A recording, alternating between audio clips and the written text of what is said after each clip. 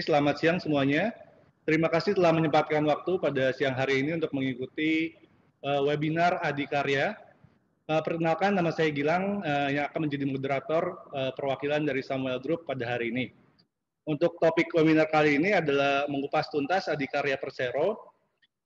Adikarya sendiri merupakan perusahaan BUMN yang bergerak di bidang konstruksi dan telah beroperasi sejak 1960 dan salah satu konstruksi company yang pertama listed di Bursa Efek Indonesia. Sebelum kita mulai, akan saya jelaskan yang menjadi pembicara kita adalah Pak Agung Darmawan dan timnya. Nah, sudah bersama kita ada Pak Agung. Halo Pak Agung.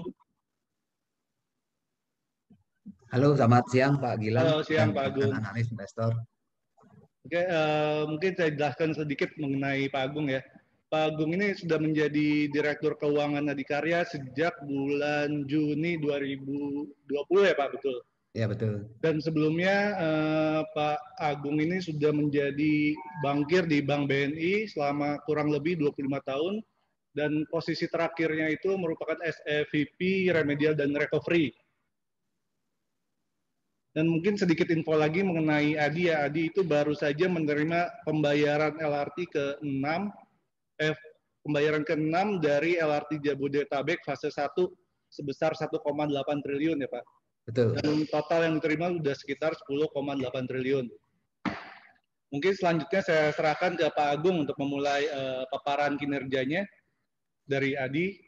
Ya. Terima kasih Pak Gilang, teman-teman analis atau investor di sini. Izin untuk memudahkan saya share beberapa slide ya, Pak Gilang ya. Ya boleh Pak.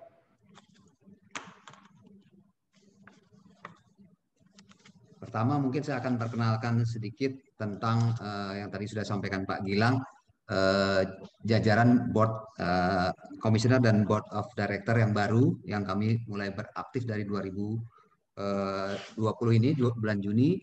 Komisaris utama kita itu Pak Dodi Usodo, beliau juga sekarang itu sebagai Deputi Bidang Koordinasi Keramanan Sosial dan Bencana, Menteri Bidang Pemberdayaan Manusia dan Kebudayaan Republik Indonesia. Ada juga ini Pak Cahyo, beliau juga menjabat Dirjen di Administrasi Hukum Kumham. Ada Pak Widiarto di sini juga, beliau ini menjabat sebagai Irjen di PUPR. Ada Pak Justinus Prastowo di sini juga menjabat sebagai staf ahli Kementerian Keuangan, serta Pak yang independen adalah Pak Muni dan Pak Hieronymus. Ini beliau konsultan dan mantan jaksa ini kalau Pak Muni. Nah, sementara kalau di jajaran direksi sendiri semuanya ini wajah lama di konstruksi ya.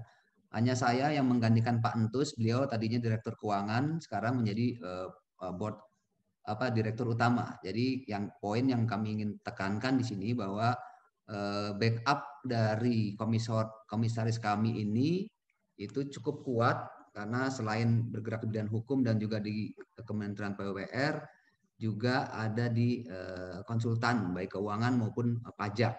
Nah, ini merupakan kombinasi yang baik. Sementara tim direksi sendiri tadi sempat diperkenalkan, saya sendiri yang masih baru di sini, dari tadinya saya di bank, kebetulan saya menghandle ada beberapa tadi nama yang saya lihat dari sisi partisipan, ada yang nama-nama yang sudah saya sering ketemu juga waktu saya di bank, di BNI.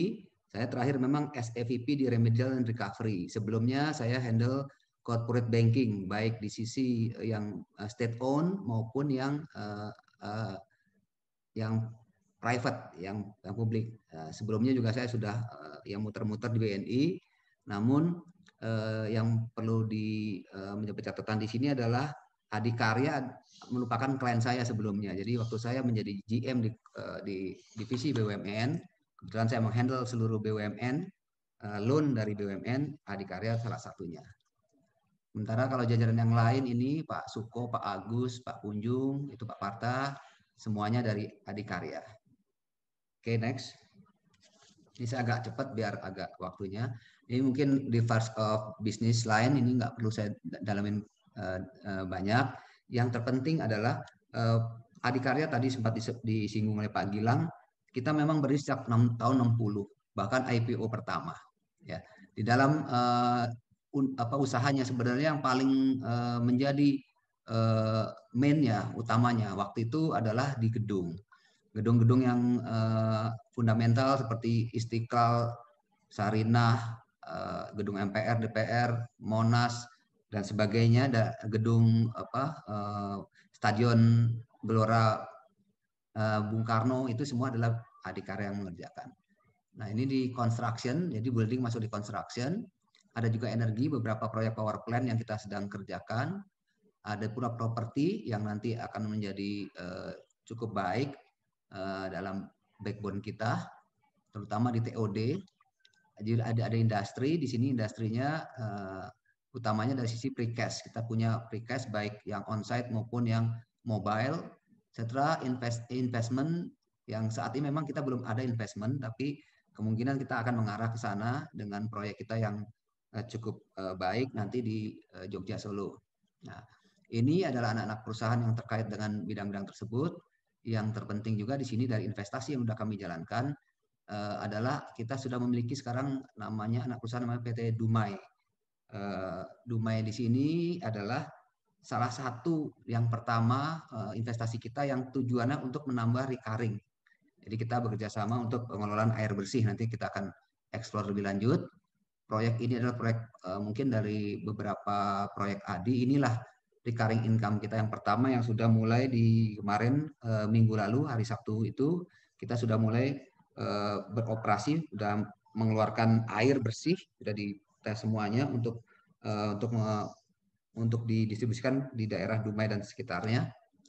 Oke, next. Sementara JAA ini adalah proyek reservasi jalan.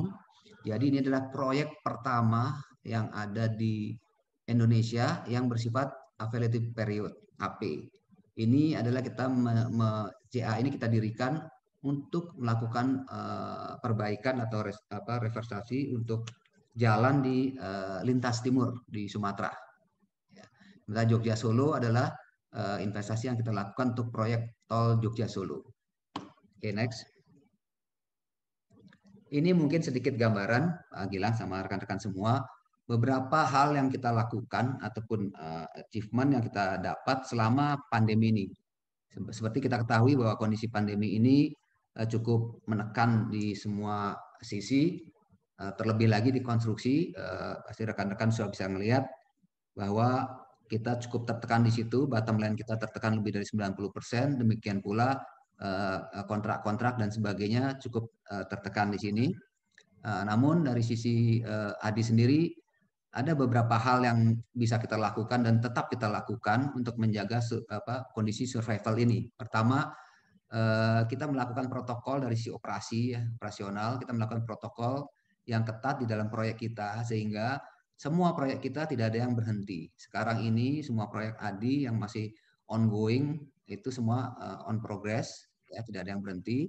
Memang ada penurunan dari sisi capacity yang tadinya misalnya dalam satu lokasi kita bisa memperkerjakan orang bisa 200, 300, kita reduce sehingga sampai 100-an atau setengahnya. Demikian pula dengan jam kerja. Biasanya kita melakukannya shift, ini mungkin sekarang lebih di reduce, tidak ada shift sampai 3 kali atau 24 jam untuk di beberapa proyek. Kemudian yang bisa kita lakukan lagi apa? Yaitu efisiensi di operasional. Jadi sekarang kita arahkan di atas, di HPP di atas, itu kita arahkan teman-teman untuk reduce antara 0,5 sampai 1% bertahap. Karena kami tahu untuk proyek-proyek yang sudah berjalan mungkin agak lebih sulit. Dengan adanya pandemi ini juga pasti ada cost-cost yang di luar itu. Nah, ini kita coba reduce di situ. Demikian pula dengan financial cost, ini dari sisi finansial. Kami banyak diskusi dengan rekan-rekan kita di perbankan maupun dari kreditur kita lainnya. Ada relaksasi yang sudah kami terima. Dan ini kebetulan untuk kami relaksasi misalnya di sisi bunga itu tidak bersifat deferred, tapi kami final. Ya, kita syukurnya bisa menurunkan beberapa tingkat bunga berapa poin yang yang kita dapat karena kondisi ini. Juga kita bersama dengan teman-teman di bank mencari alternatif-alternatif yang bisa memudahkan kita atau meringankan Adi terutama dalam menjalankan operasionalnya. Jadi beberapa skema-skema ini ada yang sudah ongoing maupun akan sedang kami godok untuk skema-skema barunya. Tapi mungkin Bapak Ibu bisa lihat, rekan-rekan bisa lihat dalam beberapa minggu yang lalu ada beberapa berita mungkin signing kami dengan misalnya Bank Mandiri, yang BNI juga ongoing dengan Bank Mandiri, bahwa untuk LRT misalnya untuk depo, Bank Mandiri akan mensupport di subkom kami direct dengan dana-dana dari PEN. Jadi pengelolaan dari dana PEN itu dilakukan melalui subkom kami direct dari Bank Mandiri. Ini adalah kabar baik bagi kami, dan mungkin kalau dilihat mungkin untuk saya nggak tahu, mudah-mudahan yang karya lain pun akan hal seperti itu. Nah, yang kedua, yang berikut yang juga terus kami lakukan dan sudah membuahkan hasil, tadi sempat disinggung Mas Gilang juga, adalah percepatan pembayaran LRT dan Aceh Sigli. Jadi kami sudah menerima pembayaran dari LRT kemarin per tanggal 28 September sebesar 1,8. Itu ekspedit pajak juga. Dan Aceh Sigli juga sudah kami terima tanggal 4 Oktober, itu nilainya 1,4 triliun. Artinya untuk proyek yang besar dua di Adikarya ini akan terus kita lakukan percepatannya karena ini belum selesai proyeknya. Oke. Terus yang berikutnya yang kita lakukan juga selama pandemi ini untuk menjaga survival kita adalah kita mempospon beberapa proyek pembelian atau investasi di fixed asset, khususnya bagi anak perusahaan kami ACP yang memang pada saat sekarang pandemi ini kita agak cooling down sedikit dari sisi progres pembangunannya, mengingat demand-nya sampai dengan bulan Agustus kemarin juga terlihat masih kurang menggembirakan.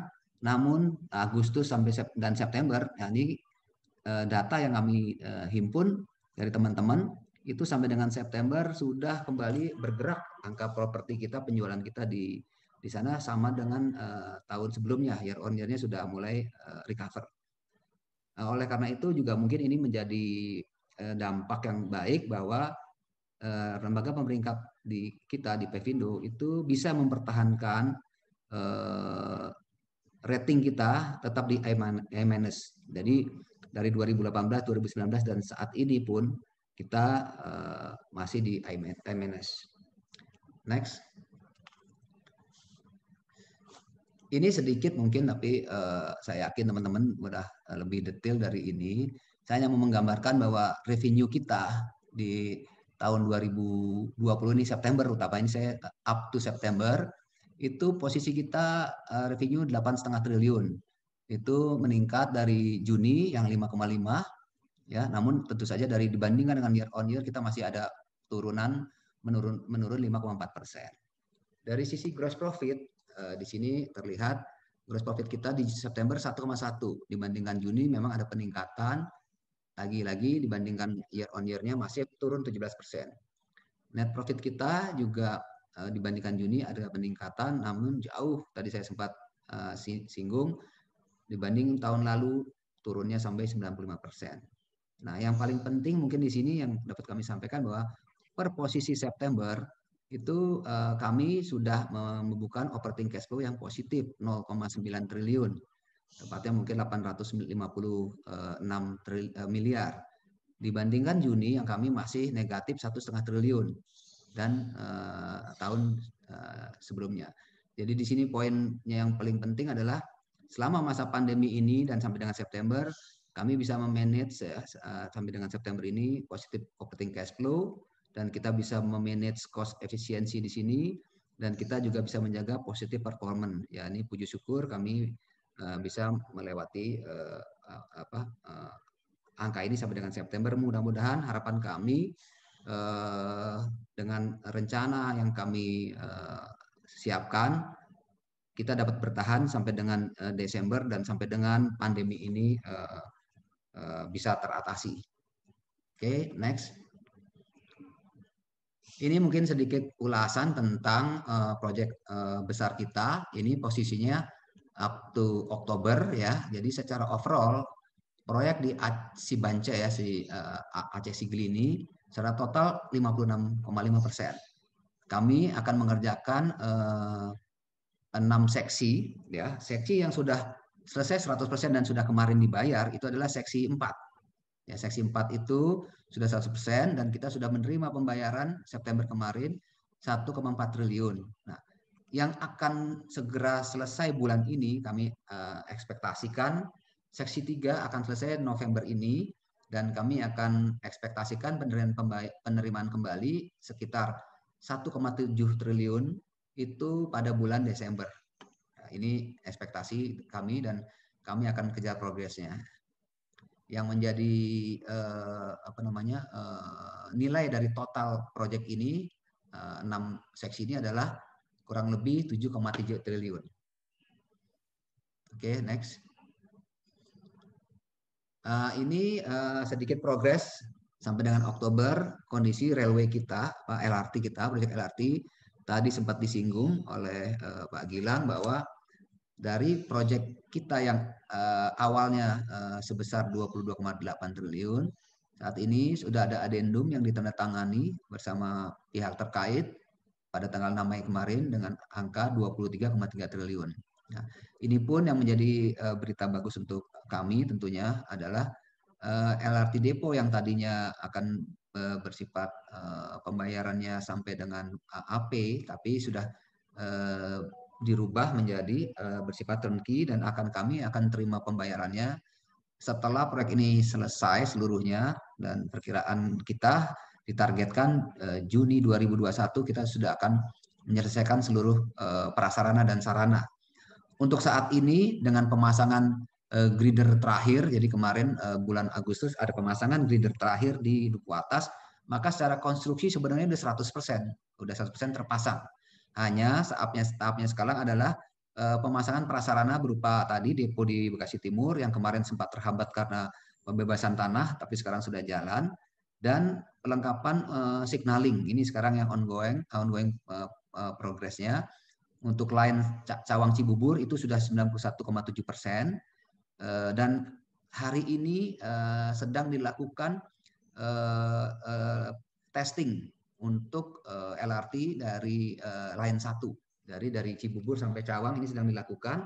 Jadi tadi jam 10 sampai tadi jam 1 dilakukan rangkaian, nanti ada sedikit videonya itu dari pejabat perhubungan, kereta api dan stakeholder lainnya ikut di dalam uji coba tersebut. Uji coba tersebut itu adalah masih uji coba istilahnya GOA 0, yaitu masih pakai masinis. Sementara untuk LRT ini kita ada nantinya pada tahap GOA 3 tanpa masinis, tidak akan di-remote dari stasiun depo di Bekasi yang sedang kita siapkan. Total yang sudah kami terima sampai dengan saat ini adalah 10,8 triliun. Nah, dari 10,8 triliun itu terakhir kemarin 1,8 dan kami masih pekerjaan kami kurang lebih sudah 16 triliun. Sampai dengan Desember kami masih ekspektasikan itu ada pemasukan dari LRT ini paling tidak 2,7 sampai 4 triliun, ini yang kami targetkan. Next. Ini hanya ilustrasi gambar saja lewat ini dari Cawang. Next. Ini juga progres prasarana. Next. Nah, ini adalah uji coba yang dilakukan. Ini coba bisa dinyalain. Kita coba nyalain ya. Ini adalah yang jalan hari ini. Jadi kami sekarang sudah punya 5 rangkaian yang sudah standby di stasiun Cibubur.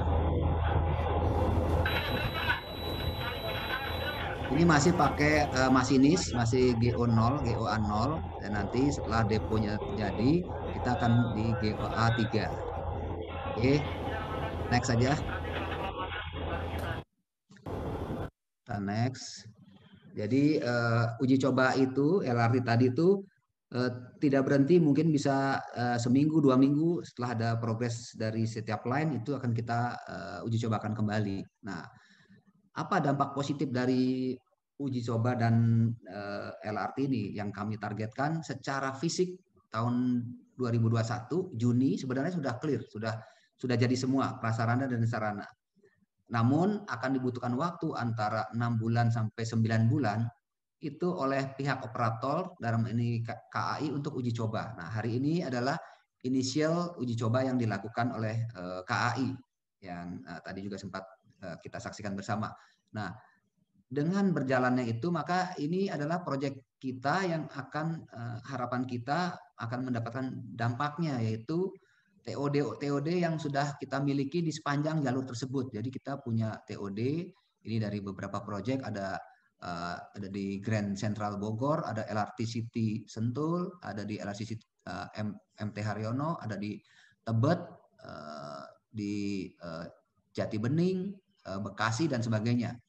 Ini dari proyek-proyek kita ini, dari 8 titik proyek kita ini, 4 yang akan kita serah terimakan tahun ini, yaitu di LRT City MT Haryono, itu di Cawang, lalu LRT City di Cibubur, dan LRT City di Bekasi, serta Jati Bening. Ini yang akan segera kita serah terimakan. Saya udah cek juga barangnya kemarin, lumayan juga bagus. Mungkin sedikit jualan kalau rekan-rekan di sini yang ada mau membeli, saatnya membeli sekarang rekan-rekan, karena mungkin nanti kalau LRT-nya sudah jalan harganya saya nggak pasang turun lagi nih karena kita lagi survival mode. Nanti kita kasih lebih sedikit dari harga kita. Ini harganya sedang diskon dan kami sedang melakukan beberapa kerjasama dengan perbankan untuk melakukan bundling. Jadi harganya lumayan. Nanti saya minta izin Pak Gilang kalau boleh saya akan share Japri untuk jualan karena ini akan bagus. Ya. Total area yang akan kita develop itu 170 hektar. Kurang lebih ada 56.000 unit. Ya. Tadi sebagian yang sudah kami sampaikan yang penjualannya sudah lebih daripada 60% dan siap di deliver maksimal Desember ini ada 4 titik. Ya. Next. Ini supaya lebih memperjelas apa yang kita kerjakan di tiap titik yang akan kita serahkan. Ini di Bekasi, ini salesnya udah 46%, Eastern Gin. Ini Eastern Gin ini juga di persis di sebelahnya stasiun LRT, meskipun ya tidak langsung ada jembatan penghubung, namun aksesnya terbuka. Terus next, ini adalah LRT Bekasi yang tadi, yang Green Avenue, yang akan kita serahkan juga. Next, ini Jati Bening, juga direct access juga, ada mall di situ yang sedang kita jalankan juga. Dan ini penjualannya sudah 66% yang akan kita handover juga tahun 2020 ini maksimal Desember untuk tower 1. Di sini akan ada 5 tower. Oke, next. Ini yang di Ciracas, ini dengan sales sudah 57%. Oke, handovernya 2022 dan 2025. Ini memang masih lebih lama ini. Next. Ini di LRT MTH, ya salesnya sudah 51%, ya. Namun ini yang penting di sini adalah ini office building juga, di sini ada office building. Next. Ini perkantoran, nanti Adikarya pun akan berkantor di sini. Nanti kita akan di bagian atas kita, di bagian bawah ada sedikit komersial area. Ini yang akan kita targetkan selesai juga tahun ini. Next. Ini juga Royal Sentul yang akan kita serah terimakan tahun ini. Next. Ini juga yang masih on progress di kita dari servisi, karena masih di lahan, ini masih pengembangan lahan yang masih kita buatkan infrastruktur fondasi yang baik sambil menyiapkan kerjasama untuk mixed use-nya ini. Next. Oke, next saja. Terus ini udah proyek-proyek kita yang masih panjang, ini cukup panjang. Terus next. Oke, ini mungkin sedikit overview terhadap yang new contract yang di luar yang sudah kita laksanakan sekarang. Kita masih punya beberapa potensi yang akan tetap kita lakukan. Tadi Binjai Langsa, Aceh Sigli itu masih ada potensi, ya kurang lebih sisanya dengan yang sudah kita kerjakan kurang lebih 4,4 triliun lagi. Ada Jogja Solo yang kurang lebih mudah-mudahan November ini sudah secara resmi diteken kontraknya, itu kurang lebih di 7,8 triliun. Ada juga di 6 segmen Jakarta Inner Toll Road ini yang mungkin angkanya sekitar 1 sampai 2 triliun yang akan kita masuk, dan Ulu Jami, tapi ini masih mungkin tidak tahun ini, tahun depan yang Ulu Jami, kita masih lihat perkembangannya. Dan proyek-proyek yang reguler, ini yang reguler kurang lebih sekitar target kita sampai akhir tahun ini 4 triliun.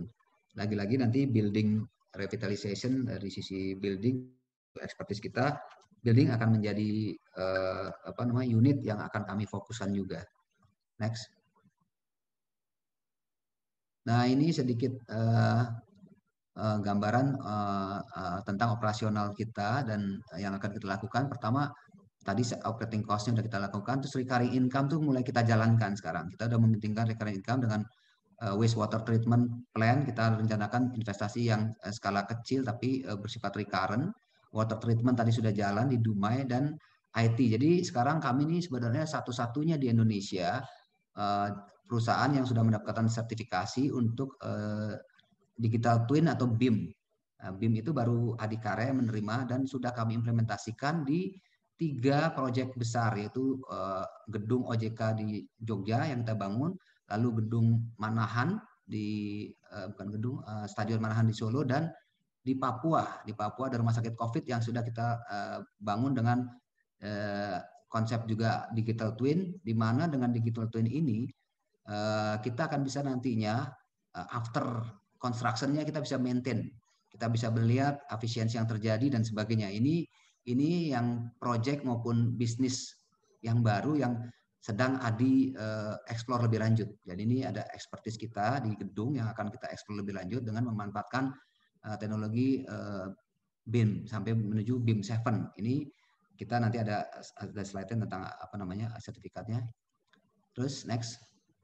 Mungkin yang paling penting itu ya, ini ada lagi yang paling penting juga adalah di Adi ini selama ini kita kan sebagai kontraktor, namun kita sudah punya properti yang cukup banyak, baik di ACP tadi yang TOD maupun yang lain, yaitu apartemen kampus. Nah, ini expertise kita harus kita tingkatkan. Jadi sekarang kita lagi kerjakan untuk meningkatkan kompetensi dan kerjasama untuk memanage sektor properti kita. Properti ini udah jadi. Kalau orang tuh sebenarnya jualan itu jual gambar. Kalau di Adi jualnya udah jual barangnya udah jadi. Nah, oleh karena ini sebenarnya adalah potensi yang besar. Nah, oleh karena itu kerjasama dengan pihak-pihak ekosistem yang ada ini baru kita giatkan sekarang. Kebetulan juga waktu di Bank BNI saya juga handle lebih dari 5 tahun saya handle consumer banking juga. Jadi saya coba korelasikan ini dengan beberapa kerjasama kita baik di bank maupun di pengembang lain agar kita benar-benar Adi selain sebagai kontraktor ya juga bisa karena sudah punya barangnya yang menjadi developer yang baik itulah. Ini yang harus kita kembangkan karena ini adalah low cost, sudah tinggal jadi uang ini. Barangnya udah ada dari yang tadi beberapa proyek di kampus di UGM, di UI itu sudah berdiri 3 tahun tapi belum 100% laku. Ini kan agak aneh dalam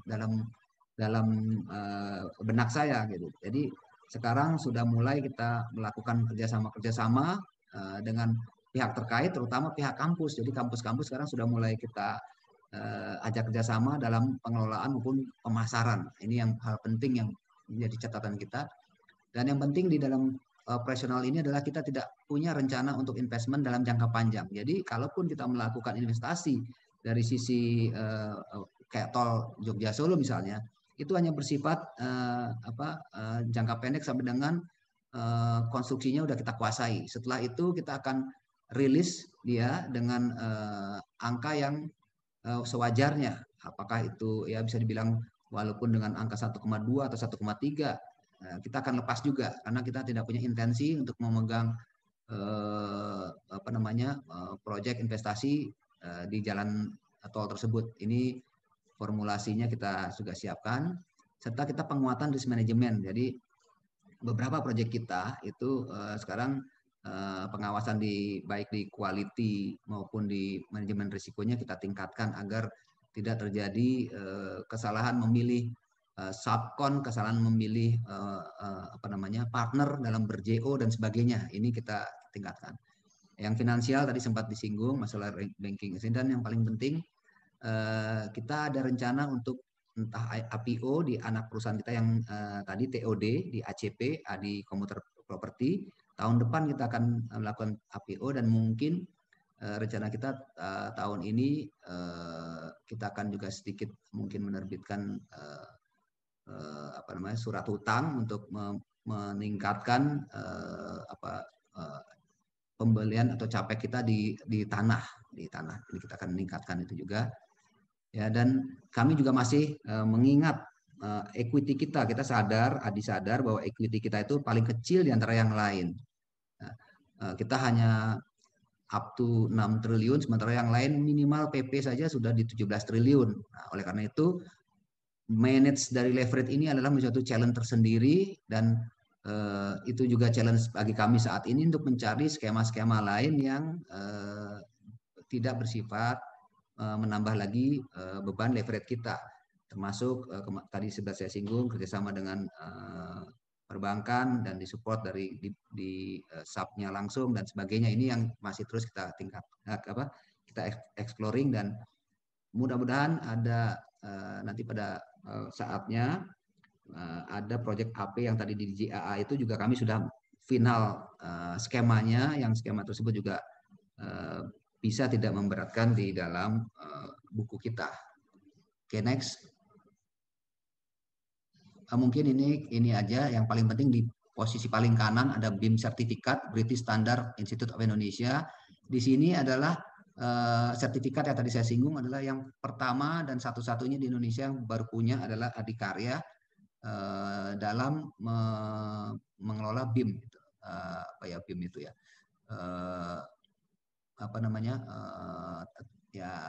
Kita membuat satu gedung menjadi dalam satu membuat kembaran gedung dari fisik menjadi sistem atau aplikasi itu, Pak.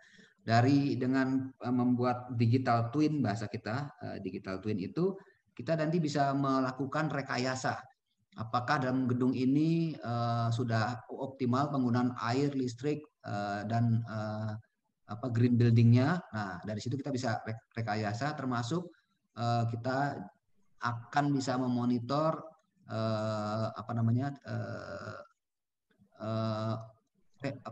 optimalisasi dari apa yang ada di gedung itu. Misalnya AC, kita akan punya data yang baik, kapan harus direnovasi, bagaimana kondisinya dan sebagainya. Ini adalah bisnis baru yang akan kita lakukan. Jadi kita akan menjual ini menjadi expertise ADI, mumpung yang lain belum ada. Ini yang lagi kami kembangkan. Mudah-mudahan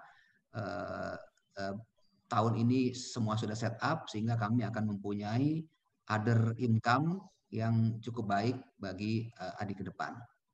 Oke, next. Mungkin demikian sedikit paparan kita agar cepat, tadi saya agak cepat karena waktu. Silakan kalau Pak Gilang, ada teman-teman ada yang ingin didiskusikan. Oke, terima kasih Pak, paparannya udah sangat komprehensif seperti ini Pak. Kita langsung lanjut ke sesi pertanyaan aja Pak. Udah ada 26 pertanyaan nih kita Pak. Banyak juga ya. Ya, mungkin yang pertama ini tadi udah dijawab nih sama Pak Agung di presentasi mengenai strategi saat COVID. Itu ada pertanyaan dari Pak Rinaldi Wijaya dan dari Pak Nyoman Prabawa, itu dengan kondisi pandemik yang telah berlangsung, bagaimana strategi perusahaan agar operasional tetap berjalan dengan baik, dan dari Pak Nyoman itu bagaimana perusahaan mengatur beban operasional yang terus timbul dari proyek yang terus berjalan meski dalam situasi COVID-19.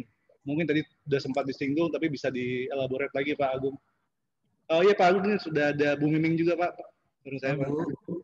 Yang Pak, semoga dengan paparan ini yang hadir sekitar 130 Pak, semoga setelah ini mendapat clarity tentang Adikarya dan prospeknya dan sahamnya Bapak yang melorot akan naik kencang ya Pak ya tahun depan. Tak kenal maka tak sayang Bu Miming. Kalau Adi memang yang jadi repot di kita tadi ya teman-teman saya singgung sedikit. Kita memang jadinya jatuhnya kenanya di dalam industri konstruksi. Ya, padahal kalau lihat dari aktiviti kita, saya pun waktu saya di bank melihat ini sebagai klasternya konstruksi. Tapi kalau setelah saya di dalam saya lihat ini agak prudent. Kita nggak punya investasi yang seperti ya, kawan kita yang lain gitu. Jadi agak small and beautiful, namun karena COVID mungkin challenge-nya lebih berat lagi. Cash flow yang menjadi berat, jadi challenge. Oke, silakan Pak Gilang tadi. Pak Gilang. Tadi lebih bisa dielaborate lagi Pak tentang strategi operasional dan finansial saat COVID. Ya, yang menjadi lagi-lagi yang menjadi challenge pada saat COVID ini selain operasional tadi saya sudah singgung, itu tetap jalan ya karena apa? Harus jalan, proyek itu harus jalan dengan kondisi kapasitas yang setengahnya. Namun yang menjadi challenge itu adalah pembayaran sebenarnya. Banyak bohir-bohir kita yang minta kepada kita untuk ya termasuk BUMN. Ya sebenarnya disebut ada BUMN yang di bandara misalnya yang selama ini over cash flow sekarang jadi cash flow-nya agak terganggu. Nah, di situ pun sementara barang kita udah onsite, material sudah onsite, sumber daya orang juga sudah onsite. Kalau itu jadi di stop karena pembayaran COVID itu kita akan makin berat di cost kita, dibuat cost persediaan dan sebagainya. Oleh karena itu yang kami lakukan adalah melakukan tadi negosiasi mencari win-win solution dengan mereka. Akibatnya dari beberapa proyek yang tadinya mau di stop kita bisa lanjut kembali dengan solusi yang paling baik. Kalau saya lihat sih baik buat Adi juga karena beban-beban yang ada itu bisa dideliver ke mereka, bisa deliver kepada mereka, pada bohir-bohir ini karena kita bukan dalam posisi lambat dalam bekerja, tapi kita tetap bisa speed sebenarnya tetap bisa jalan, namun karena kondisi cash flow mereka juga yang terganggu, jadi mereka berkenan untuk mengabsorb biaya-biaya bunga misalnya seperti itu mereka siap. Itu yang kita lakukan, jadi tetap dioptimalkan kondisi yang sudah ada di lapangan, sehingga kalau melihat dari beban HPP kita, teman-teman bisa melihat di beban HPP kita kan tidak ada peningkatan beban signifikan dari HPP kita. Kita tetap di angka 86%.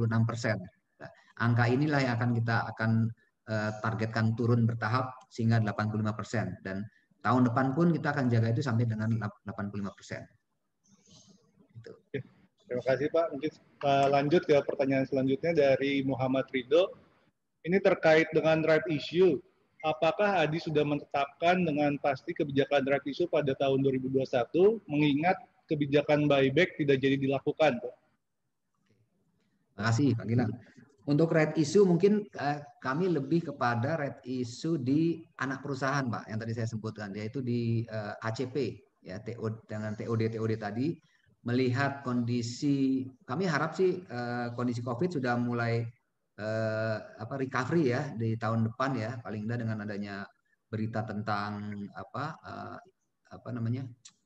vaksin itu yang entah Desember atau Januari. Perkiraan kami pada saat bulan April itu kondisi sudah mulai membaik, dan April sampai dengan Juni kami bisa right issue untuk anak, IPO untuk anak. Kalau bukan untuk Adi akan kita right issue kalau terkait adanya corporate action lain, tapi kami masih akan lebih memfokuskan kepada anak kita yang memang sudah saatnya untuk IPO. Itu mungkin Pak Gilang. Oke, selanjutnya mungkin masih tentang permodalan nih Pak. Dari Pak Jason, ini dengan net gearing yang mencapai 150%, apa langkah manajemen baru yang dapat menurunkan beban keuangan perusahaan, Pak? Ya, Yang pastinya Pak Jason, kami sadar kami nggak akan bisa nambah lagi. Walaupun kalau kita mau ngomong kondisi COVID ini, pasti pihak perbankan pun masih siap untuk mensupport kita karena extraordinary. Tapi yang saya pikirkan adalah bagaimana saya balikinnya. Jadi yang kita lakukan sekarang bukan lagi menambah pinjaman, tapi bagaimana mengoptimalkan apa yang sudah kita punya. Bisa sebagai contoh, saya punya bangunan-bangunan apartemen-apartemen kampus yang lokasinya bagus yang tadi saya bilang belum terjual, itu up to 1,7 triliun yang bisa sebenarnya langsung jadi uang. Nah, ini yang sekarang penjualannya lagi kita kejar dengan kerjasama. Terus yang kedua, kita punya beberapa tagihan-tagihan yang sebenarnya itu juga kalau kita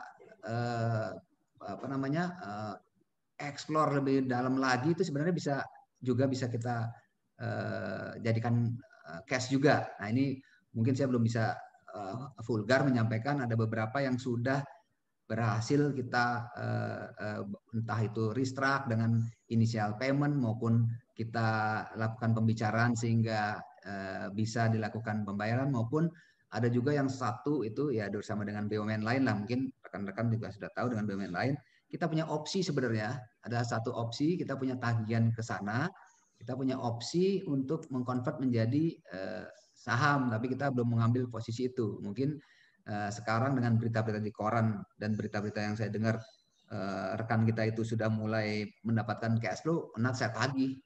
Saya akan minta bantuan berbagai pihak agar itu menjadi cash kami juga. Nah, selain yang tadi tetap kita di anak kita akan tetap upayakan adanya IPO di anak. Ya. Intinya yang berat, yang bukan berat, yang potensi besar di sini adalah dari sisi penjualan aset-aset properti yang sudah ready. Ini yang sebenarnya challenge besar, dan ini harus menurut saya ini dengan sentuhan yang sedikit sentuhan sebenarnya harusnya bisa jalan.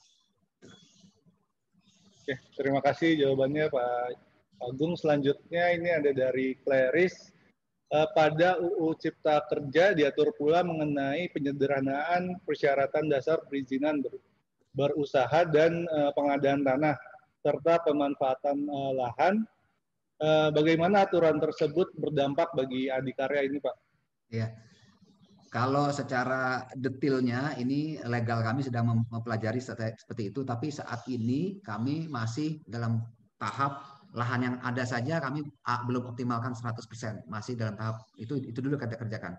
Tapi yang paling penting dari Undang-Undang Cipta Kerja yang ada sekarang adalah adanya kemudahan investasi properti bagi warga asing. Ini yang menjadi poin penting bagi kami dan harus kita manfaatkan. Nah, detail teknisnya memang belum sampai keluar ya nih dari undang-undang ini ya detailnya, namun ini berita baik buat properti ya. Kalau saya lihat berita-berita di media itu properti besar itu penjualannya juga udah mulai naik di September ini, dan tadi saya sampaikan kami pun sudah kembali rebound seperti tahun lalu untuk properti yang di ACP di TOD tersebut. Ini menjadi sebenarnya opportunity adanya Undang-Undang Cipta Kerja ini. Oke. Jadi dampaknya baik nih Pak berarti untuk adikarya. Baik, kalau itu baik, kalau buat adikarya baik. Jadi selanjutnya masih tentang UU Ciptaker dengan dari Gita dengan adanya ketentuan pemangkasan tarif PPh badan yang tercantum dalam UU Ciptaker, berapa persen efisiensi yang dapat dilakukan oleh perusahaan dengan pemangkasan tarif pajak tersebut, Pak? Ya memang kalau di kami ini kalau lihat Adi kan agak berbeda ya. Kita ada dua nih, ada yang properti yang PPh badan, ada juga yang PH final untuk proyek yang lain. Jadi nanti mungkin kalau bayangan kami harusnya sih 0,5 sampai 1% lah kira-kira kalau di blended semuanya itu kita akan ada dampak mungkin ya. Tapi saya masih perlu untuk memperdalam lagi nih untuk hitung-hitungan yang exactnya, karena harus dilihat berapa size kami nanti dari sales di properti, berapa size kami dari yang lain yang bersifat final itu Pak. Nanti kita lihat ya. Tapi ini terima kasih masukannya, jadi saya akan bisa melihat, tapi dalam roughly bayangan saya mungkin di 0,5 itu sudah cukup signifikan buat kami. Oke, pertanyaan selanjutnya mungkin Pak, ada dari Pak Roni, ini ada berapa proyek EPC yang sedang dikerjakan saat ini, dan apakah semuanya terdampak oleh COVID-19? EPC ya. Nah, kita ada 1, 2, 3, 4, 5, 6 proyek EPC ini. Kita ada 6 proyek EPC yang kita kerjakan dengan nilai kurang lebih 372 miliar. Ini alhamdulillah nggak terdampak ini, puji Tuhan kita nggak terdampak, kita masih ongoing. Pembangunan PLTU atau pembangunan tangki premium, pembangunan workshop dari Inka dan beberapa proyek yang lain ini kita masih ongoing. Jadi masih jalan. Ini nilainya juga lumayan, EPC 300-an miliar. Jadi semua masih jalan nih Pak, walaupun COVID. Masih. Memang tadi saya sempat sampaikan agak turun sedikit dari kapasitas karena memang harus jaga jarak di situ, nggak bisa lagi crowded di 200 orang di satu lokasi. Selanjutnya ini dari Claris, apakah IPO Adi Komuter Property akan berlangsung tahun depan dan berapa target dana yang dihimpun melalui IPO ini Pak? Ya, rencana memang tahun depan kita IPO itu kurang lebih target kita sekitar 1,5 triliun. 1,5 triliun kita akan lepas. Oke, mungkin langsung selanjutnya dari Bu Lucia. Proyek konstruksi apa saja yang besar kontribusinya untuk penjualan dan nilai kontrak baru, Pak?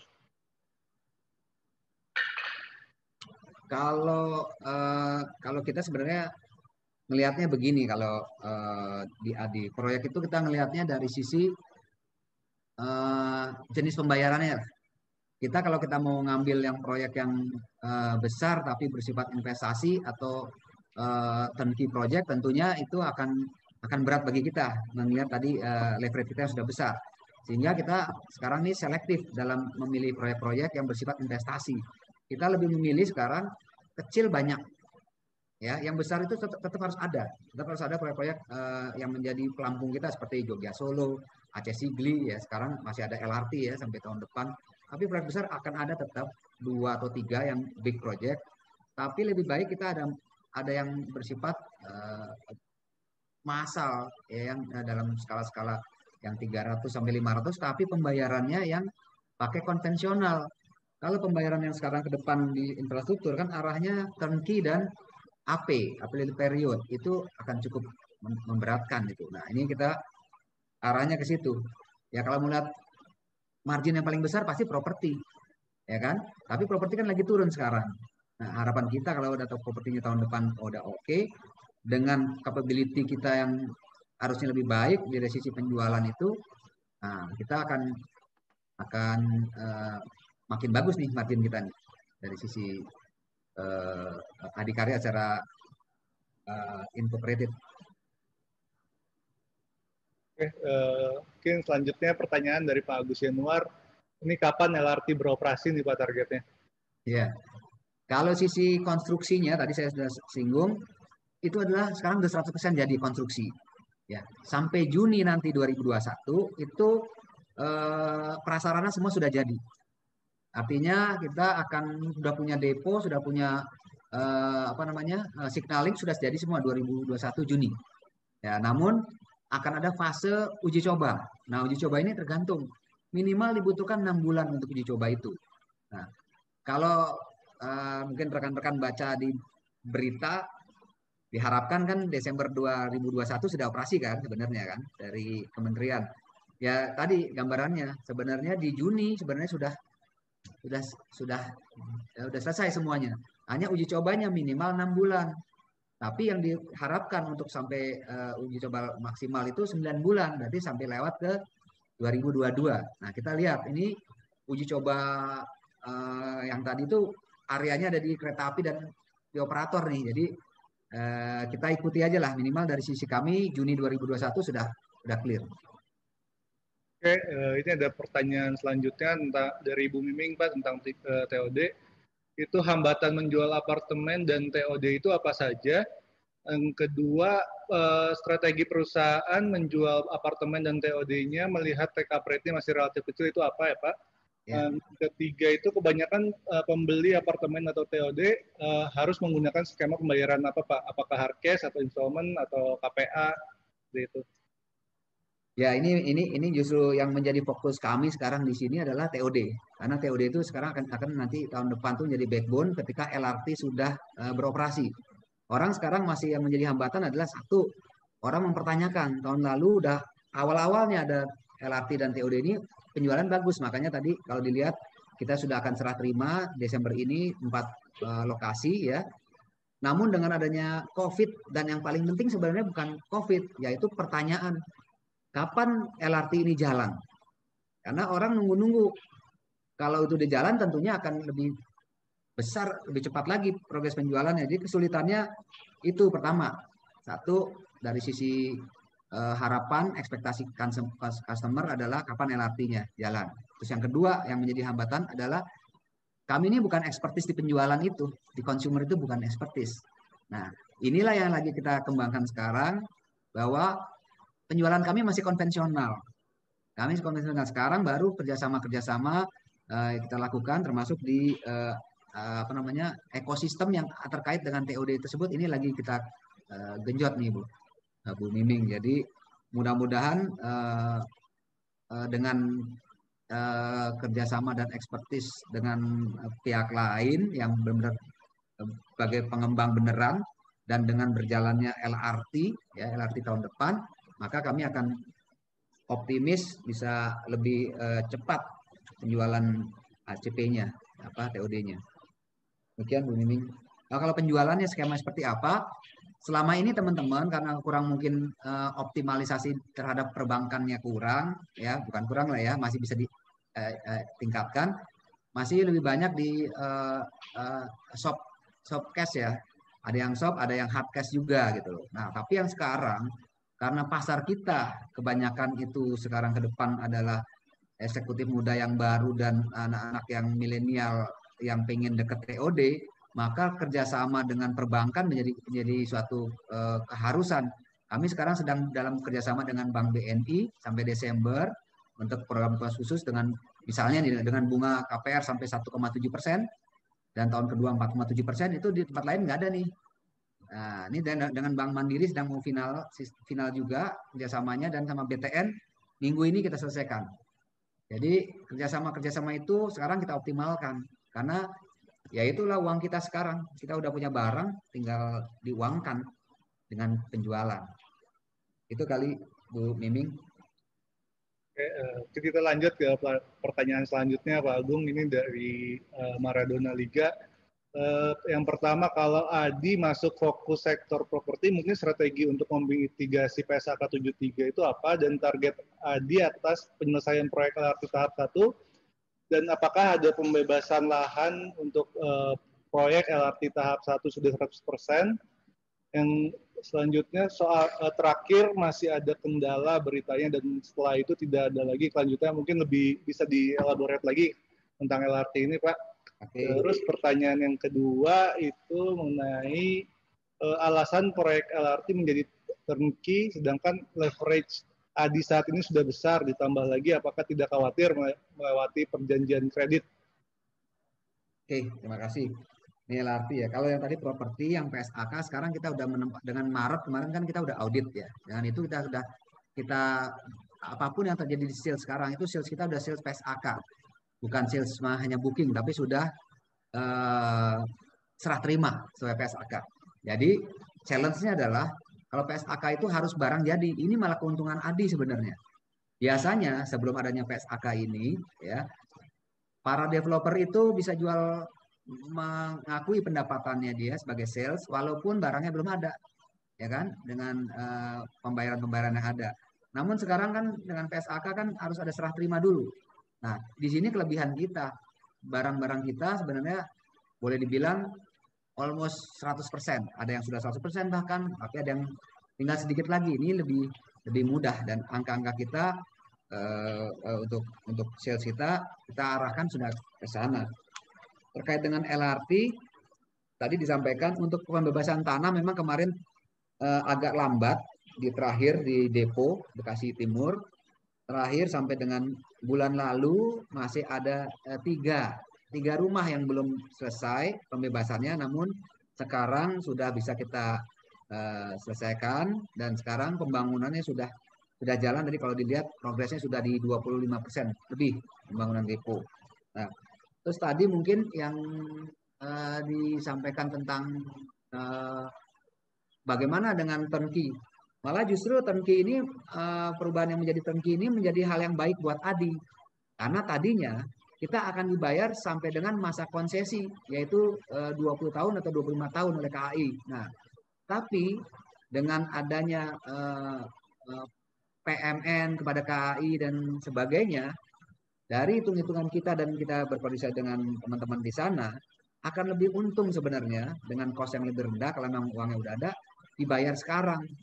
Bukan dibayar nanti bertahap sampai 12 tahun. Oleh karena itu kita sepakati adendum ya kemarin bulan Juli bisa dirubah skemanya menjadi turnkey. Itu sebenarnya win-win buat semua pihak termasuk Adi. Jadi Adi bukan tambah berat sebenarnya, jadi tapi tambah ringan dengan ini. Itu. Dan yang membuat kita tenang di dalam dua proyek besar Adi, yaitu LRT dan Aceh Sigli adalah garansi pembayarannya clear. LRT kan dengan adanya Perpres dan PMN bagi KAI itu clear buat kita. Demikian pula dengan tol Aceh Sigli, HK juga mendapat PMN. Jadi clear buat kita dari sisi pembayarannya. Tinggal PR-nya kita saja yang harus ngejar progres. Itu Pak Gilang. Oke, mungkin selanjutnya ada pertanyaan lagi nih Pak, tambahan dari Bung King. Ini mengenai topik yang sedang banyak di media nih tentang sovereign wealth fund. Itu kan ada satu clause katanya itu aset-aset BUMN bakal dimasukkan ke SWF ini Pak. Nah ini apakah ada aset ADI juga mungkin yang dimasukkan, dan aset-aset apa aja nih yang dari BUMN yang akan dimasukkan ke fund ini Pak? Mungkin kalau itu sedang masih eksplorasi ya, kami harapkan juga memang ya tadi saya sempat singgung, kita ada beberapa aset kita yang sebenarnya bisa lebih produktif lagi, yang cukup besar nilainya. Itu harapan kita itu bisa direvitalisasi lah, direvitalisasi, diproduktifkan lah aset-aset itu. Itu harapan kita bisa seperti itu. Namun mungkin sekarang saya belum bisa secara detail ya, karena ini masih gathering sebenarnya, masih gathering data-data dan sebagainya. Kami harap juga ini menjadi kabar yang baik juga buat konstruksi dan juga buat Adi sebenarnya itu. Karena kan lumayan tuh besar juga angkanya ya. 15 ya. Minimal 15 ya. Di media saya baca 5 billion ya, 5 billion ya. US. Ya makanya besar itu. Itu mudah-mudahan itu kan beberapa kali dari waktu infrastruktur dimulai dibangun ini kan model-model skema itu juga pernah dibahas juga ya, pernah dibahas dan mulai dikeluarkan. Mudah-mudahan ini menjadi terrealisasi dan ada dampaknya buat kita. Itu ya. Mungkin kita lanjut ke pertanyaan selanjutnya nih Pak dari Pak Ferry. Pada akhir tahun ini apakah perusahaan berencana untuk menginvestasikan salah satu asetnya, dan berapa nilai divestasinya tersebut Pak? Kalau saya kebetulan kalau divestasi yang besar ya, nggak seperti saudara kita yang satu, kita nggak ada Pak. Nggak ada yang besar. Namun untuk proyek-proyek properti kita yang di APP itu ada beberapa lahan yang memang kita mau lepas saja divestasi karena propertinya juga nggak bagus, tapi lahannya sudah bagus nilainya. Nah ini ada beberapa, kami nilainya nggak besar, paling nilainya hanya sekitar 100 sampai 150 miliar. Tapi ini divestasi biasa. Nah, kami tidak punya tol yang untuk divestasi lagi Pak, atau yang proyek-proyek investasi lain kami nggak ada.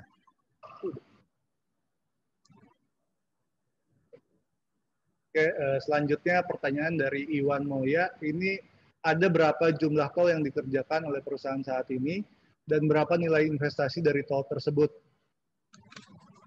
Yang paling besar mungkin ya kalau yang kita jalankan itu adalah tol Aceh Sigli nih yang lagi kita kerjakan. Nah itu kita kontraktor bukan investasi, jadi tidak ada investasi kita di sana. Kita murni kontraktor dengan nilai yang tadi saya sampaikan 7,7 triliun, kita sudah dibayar 1,7 triliun. Kita nggak ada investasi sana. Investasi yang baru mau kita masuk itu ada investasi di tol Jogja Solo. Itu kita akan masuk di sana kurang lebih 24% porsi ADI.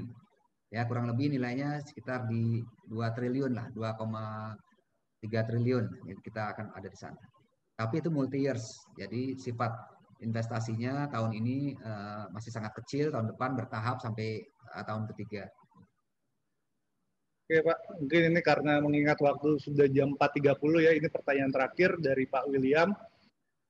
Apakah ada bagian CAPEX tahun 2020 yang akan didorong ke 2021 mengingat adanya pandemik, dan berapa total CAPEX 2020 dan 2021? Mungkin tadi udah sempat disinggung di presentasinya Pak, cuma mungkin bisa dielaborate lagi Pak.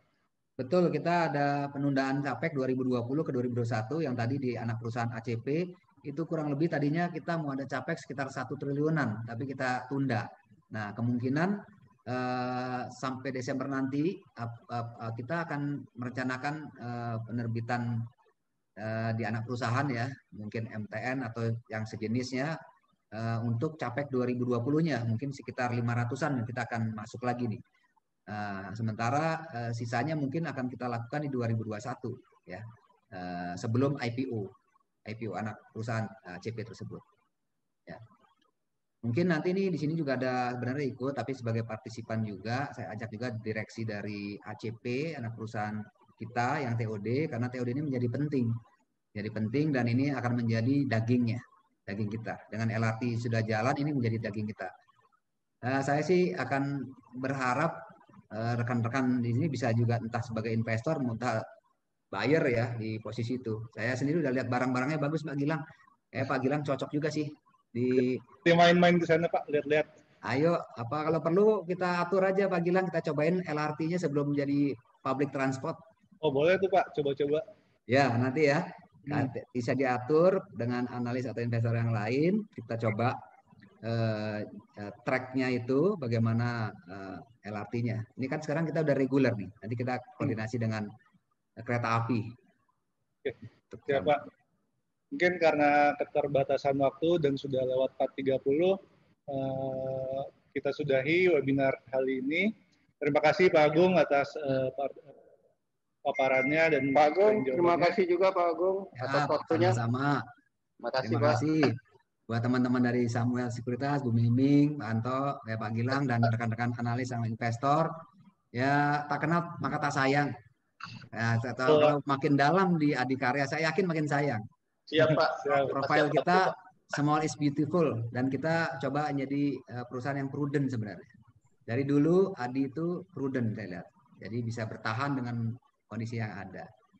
Ya, mudah-mudahan keberadaan saya di sini juga bisa memberikan manfaat baik bagi saya maupun bagi Adi juga. Itu aja teman.